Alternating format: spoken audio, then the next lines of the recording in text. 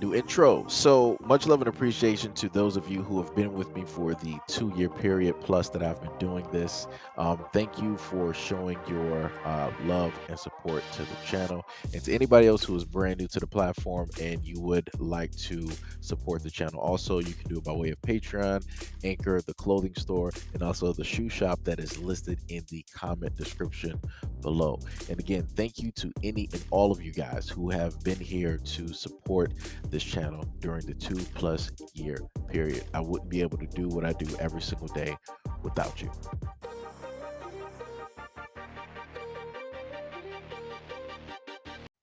So this is the article, right, attached with the picture. Jodie Turner-Smith stripped down alongside her husband, Joshua Jackson, before the 27th annual Critics' Choice Awards earlier this month. The British star, aged 35, posted a series of Instagram photos on Monday, including ones of herself getting ready for the awards ceremony and posing in only a Bulgari silver headpiece with Jackson, who was wearing a tuxedo at the Waldorf Astoria Beverly Hills. Quote, "The cat that got the cream." In one intimate photo, Jackson, age 43, can be seen touching his wife's behind. In another, she sticks out her tongue at the affair star, grinning back at her. In the comment section, the Dawson's Creek alum responding, "You're talking about me, right? I'm the cat that got the cream because wow." All right, so I'm a little bit confused and I need some black women to make me understand, right? So for the longest time, it's been stated that black men have been in control of black women's image, right? And that due to the fact of the mismanagement, right, of black men handling that image of black women and then giving that over to the world so that they can market and profit and make money off of, right, it's been detrimental and it's had a negative effect on the black woman's image where she has been hypersexualized, sexualized, fetishized, and basically seen right as an object. And if you go and look at a lot of the different commentaries and things out there, this is solely 100% placed on the black man's shoulders, right? So I'm trying to figure out, so if a black woman just so happens to do this, right? And me as a man, this is how I'm looking, in a sense at this, right? Because I'm a guy at the end of the day. I see a black woman with almost, in a sense, a tiara, type of deal, um, with her hair up, which you would almost liken to somebody who would be a princess or a queen or maybe somebody of royalty, right? But then she's naked, right? And then you see a man who then has his hand on this naked woman and he's staring directly at her, right? Now, I'm just going by the image itself. Now, nothing about this image is telling me, like, yo, these two people are married. Like, yo, this is what love really looks like or anything like that. This is telling me that this guy is very much really interested in what this naked woman has to offer.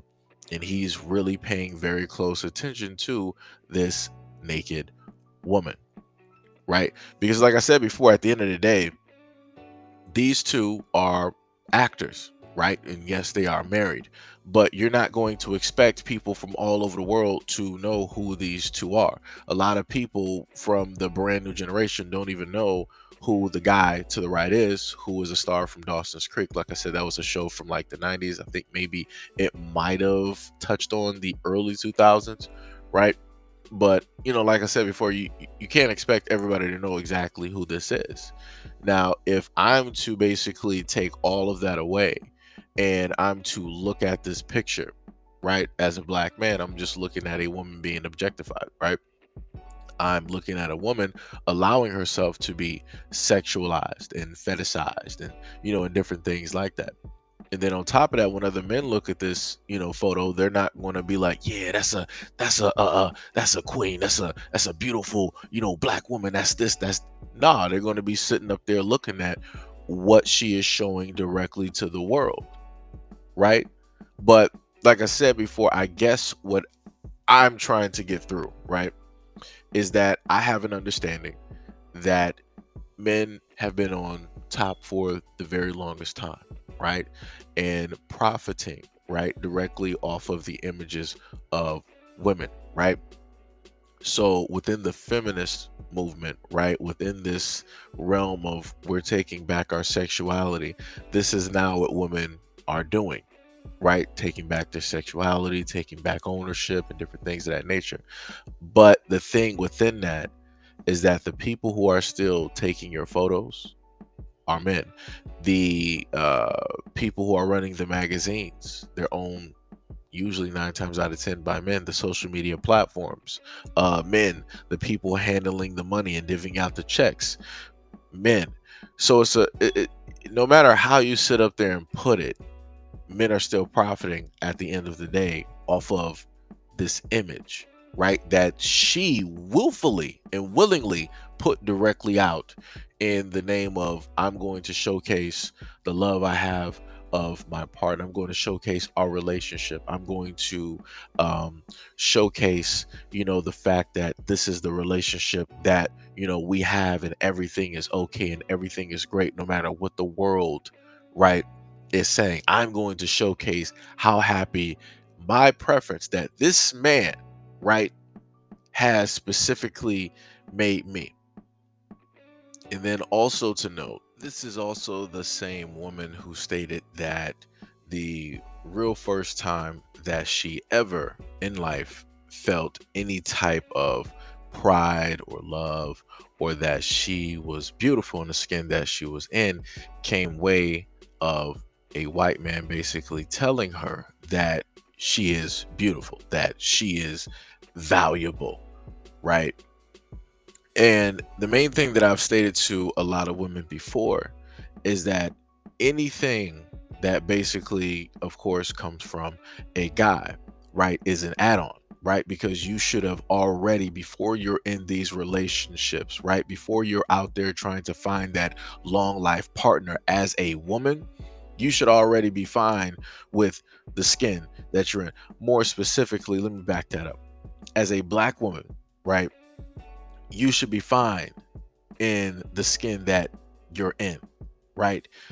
You should be confident in the skin that you're in, right? You should love the skin that you're in, right? You should also have, knowledge of self and different things of that nature. So, with or without a man coming along and complimenting you in that way, it wouldn't, in a sense, matter. It would be great. It'd be awesome, right?